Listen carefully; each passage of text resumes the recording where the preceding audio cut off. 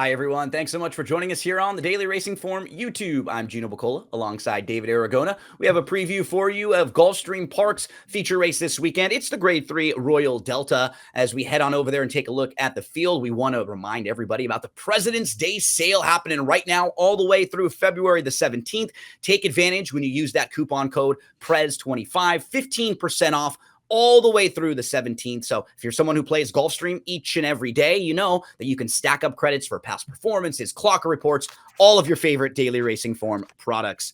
David, the Grade 3 Royal Delta is named for a very, very nice one. The Hall of Famer 2019. She was a 3-time Eclipse Award winner and a 2-time Breeders' Cup Distaff winner. Royal Delta, one of the better female runners of my lifetime.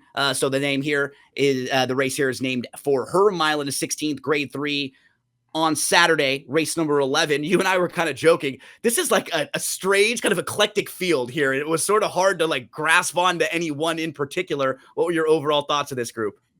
Well, the race's namesake, Royal Delta, was trained by Bill Mott, and I think it's appropriate that the likely favorite in this race is a Bill Mott trainee. That is the number 8 Grand Job. Haven't yet seen the morning line for this race, but you would imagine that Grand Job is going to take a lot of money based on her 2 visually impressive victories since coming to the United States. But, she's got a lot of questions to answer here, stepping up in company and also stepping up in trip. And I think that distance is going to be a question for a lot of these horses as some of them try to stretch out to the 2 turns. And I think that also throws the pace scenario into some uncertainty. Well, let's take a look at that pace scenario and what our friends at Timeform US think as far as the projector is concerned. I mean, I'm not surprised to see Grand Job out there up front winging it. She got the lead. She crossed over. She absolutely crushed in her most recent race.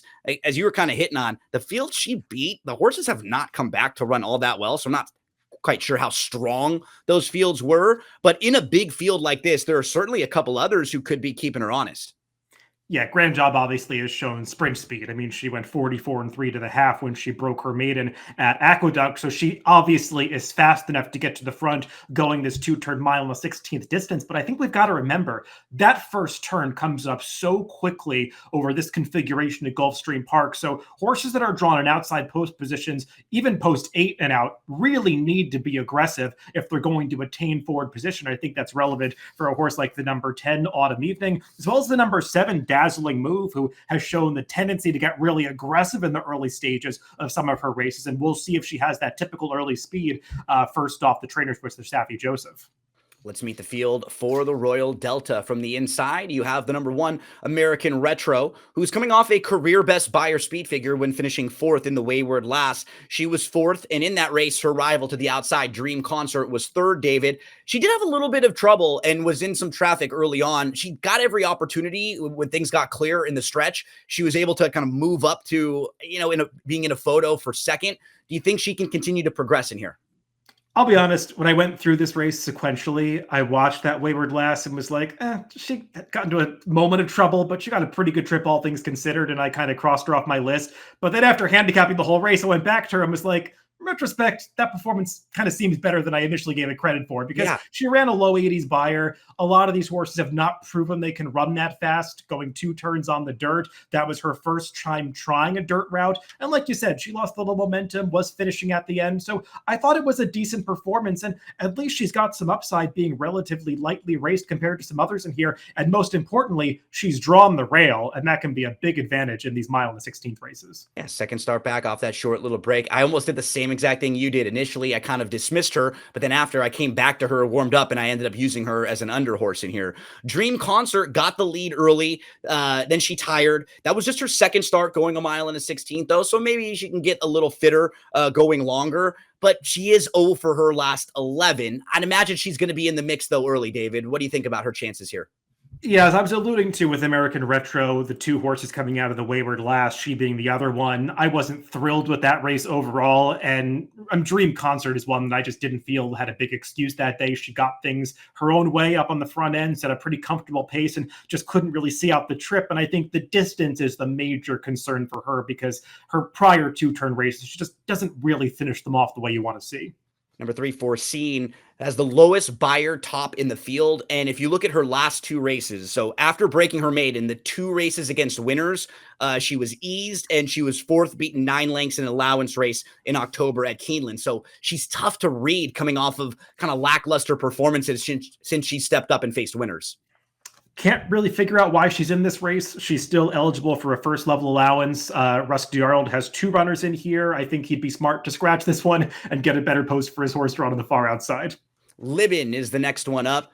We see some high buyer speed figures with her, and we know that she's able to throw up some good efforts. Her last 3 dirt starts, though, eased, beaten 10 lengths, beaten 10 lengths. And in her last 3 starts overall, they've gone synthetic, dirt, turf. It's almost like they're just kind of trying things, trying to throw some darts. I'm not sure if she's in the best of form right now, too, David. What do you think about Libin? Yeah, my concern with her is twofold. I agree. Her dirt races are not quite as good as her turf races. And also, when you separate her races with Lasix from those without, she's just had no success in races where she's not able to run on Lasix. And you especially look at her last dirt route when she had to run without Lasix in the Beldame. I don't know if she bled that day, but she ran like a horse that might have bled because she traveled pretty well to the turn and then just in an instant was completely out of horse and backed up through the pack. That's not a great sign for me. And even going back to her prior dirt form when she was in better form, I just don't think that really makes her competitive here. Intrepid Daydream is an interesting horse in this spot, David, because she has one of the higher ceilings in the field. This is a Maryland bred who won, I think, 4 straight stakes races against Restricted Company in late 2023. And following that, you can kind of make some excuses for her form since then. She's grade 3 placed.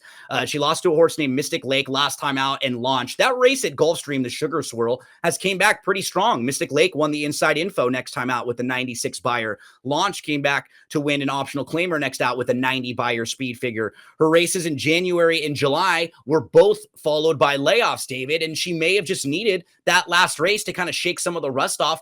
I could see her being one that takes a nice step forward in here, and I know you like her a little bit. Yeah, that's what I'm hoping, that she needed the last race because, I mean, you can make points about what she ran against and the horses that beat her, but she put in a terrible effort. And you kind of saw watching the replay, they never really asked her for anything. So it kind of looked to me like it was just a prep race. I think Safi Joseph had over half of the 5-horse field and probably was just in the race to get some experience under her belt off the layoff and then move forward from there. I mean, look, she really has not panned out for the Safi Joseph barn. You would have expected her to really step things up and be competitive at the graded stakes level after getting purchased and had that trainer switch to Safi Joseph at the end of 2023. And while she ran okay on the Sugar Squirrel over a year ago, she really has not run well in her last 3 starts. But as you note, layoffs between all of those races. So she's had trouble staying on the racetrack. And Gino, I'm really interested in this stretch out in distance because you go all the way back to the beginning of this mare's career. And in the very second start, she broke her maiden going a mile and a 16th by over 16 lengths. And right after that, they turned her back in distance and then decided to make her a sprinter. But her dirt route around 2 turns was by far the best effort of her career at that point in time. And you look at her pedigree, she's got one full sibling who wants to do nothing but route on the dirt. So I think it's pretty interesting that Safi Joseph has picked this spot for her second start off the layoff. And from this number 5 post position with a little tactical speed, I think she could get a good trip. Riding Pretty is a New Jersey bred. Shout out to producer Bobby there. We were just talking about some great places in Jersey. Last 4 times she hit the board, though, were against New Jersey breds, right? So against Open Company, David, I don't think she's really been close in her recent starts against Open. Yeah, I wanted to make a bit of a case for her because she's run on a variety of surfaces recently, and when you cross out all the synthetic and turf races, her dirt form is really not that bad, and she's run some speed figures that kind of put her on the fringes of being competitive with this field, but then you pick apart those races, and as you noted, she was just beating or facing weaker competition here, so she really does have some class questions to answer. Dazzling Move exits a pretty strong race. It was not a graded stakes race, but when you look at the field, she was behind Power Squeeze and she was behind Soul of an Angel, the Breeders' Cup filly and mare sprint winner. So finishing 4th in that race, not a bad effort. A few starts back, she's behind a horse named Nick Style, who we saw come back and have success at Tampa Bay Downs last weekend. Now, she did have a slow start, and she was in a race where the winner went gate to wire that day. What do you think about her in this spot, Dazzling Move, first time Safi? She's another one that looks like she's been privately purchased by Miller Racing and transferred to Safi Joseph since her last race. And This is the kind of horse that you anticipate Safi Joseph is going to have success with, because she's been a little inconsistent for the prior connections, has shown hints of real talent at times, and sometimes coming into the Safi Joseph barn, he just really gets these horses to deliver their top efforts with more frequency. And if that's the case for Dazzling Move, she's one of the horses to beat in this race, because she earned that 92 buyer, 3 back in the pumpkin pie, going 7 furlongs, stretching out to the mile in the 16th here around 2 turns. It's a bit of a question for her, because she's never really shown herself to be a horse that wants the 2 turns in the past, and she can be one that gets very headstrong early in her races, so she's a little tricky to ride. But Dylan Davis has gotten some really live mounts for Safi Joseph recently, so I'm expecting this one to take a step forward. Grand job. Looks like the one they'll all have to catch and beat. The 2 races in the U.S. have been very impressive, but they were against softer company, and they were going a little bit shorter, David. So not only will she have to step up, she will have to prove she can go a little bit farther. She's never been beyond a mile in her career, but certainly, a top contender here. And you pointed out this race is named for Royal Delta. Trainer Bill Mott knew that one very well, and he's got Grand Job as a major player here. Maybe she is running here for some sentimental reasons. I think Bill Mott might be a little more analytical than that, but I was surprised to see her stretching out to the 2 turns, because she looked to me when she made her U.S. debut like a horse that was going to turn out to be a really nice sprinter, just given the early speed that she showed, going 44 and change to the half mile and continuing on to pull away going that 7 furlong distance. Now, obviously, she got the mile last time at Churchill, and we'll show the replay of her first start in this country from Aqueduct. And basically, these 2 races are just carbon copies of each other. She did the exact same thing each time, pulling away through the stretch under light encouragement. But you mentioned it at the start, Gino. You look at some of the horses that she beat, and yeah, they were soundly defeated by her by many lengths, but they have not exactly come back to flatter this form, especially the allowance race at Churchill, where the runner-up came back to lose at a short price, significantly regressing on the buyer's scale. Others in that field have certainly not flattered the number. I know some people thought at the time the 88 buyer looked a little light compared to some other final times on that day. I think the buyer team made the right choice based on the runbacks to lower that number a little bit, even though the raw time was fast. And I think she's got some things to prove against a class of this level, stepping up against Graded Stakes Company. Miss New York is the next one. She comes off a 2nd place finish in the Carousel at Laurel. That was on December the 21st.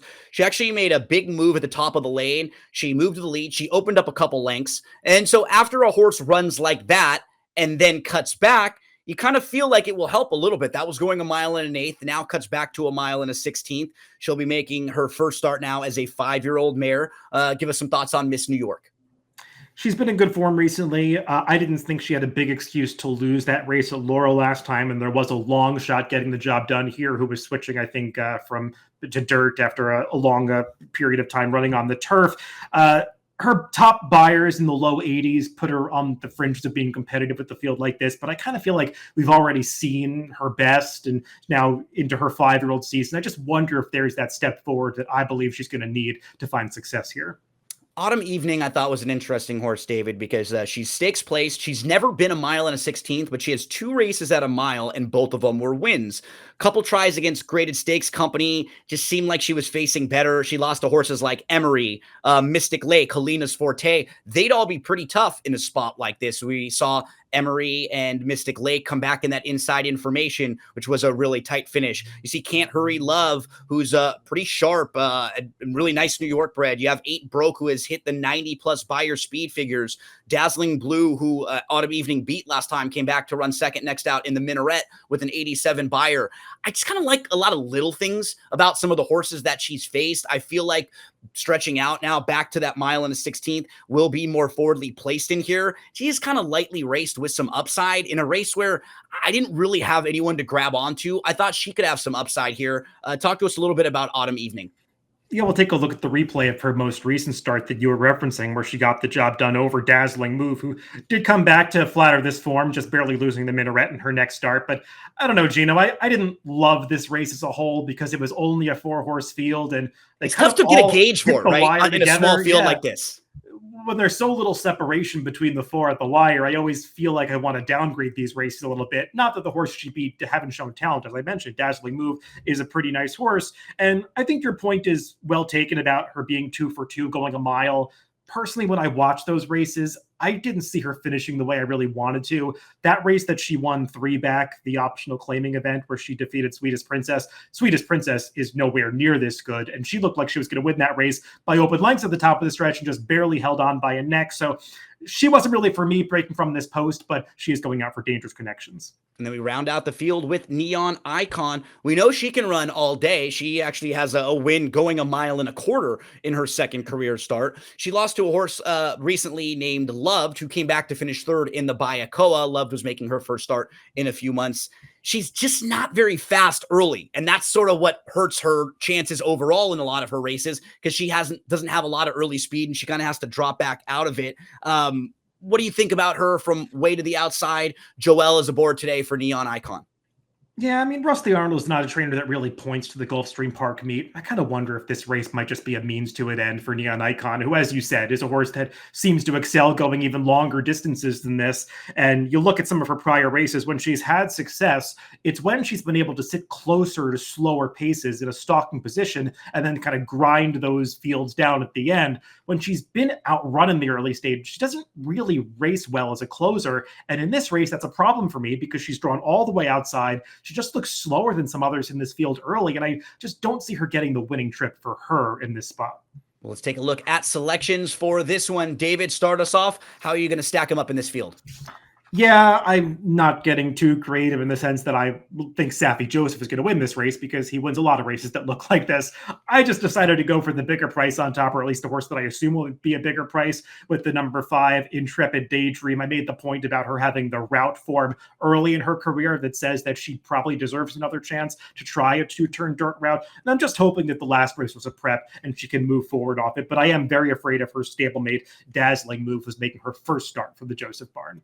5, 7, 8, 1 for David. You see some similarities between the two of our selections. That 1 and the 8, we both have in under spots. I'll throw the 10 Autumn Evening on top. However you play, whoever you're playing them, don't forget about that President's Day sale all the way through the 17th of February. We wish you the best of luck on Saturday over at Gulfstream Park.